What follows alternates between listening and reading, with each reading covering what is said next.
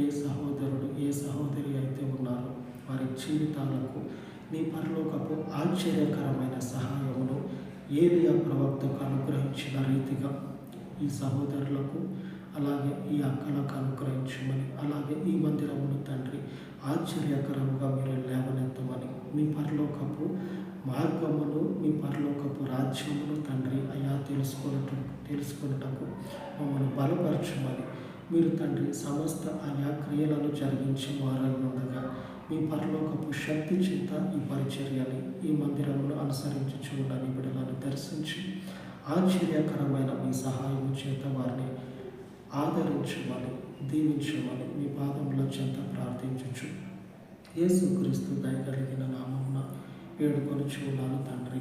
ఆమేన్ ఆమేన్. మన పరిశుద్ధుని కృప మనకు నిత్యము తోడై ఉండును గాక. ఆమేన్.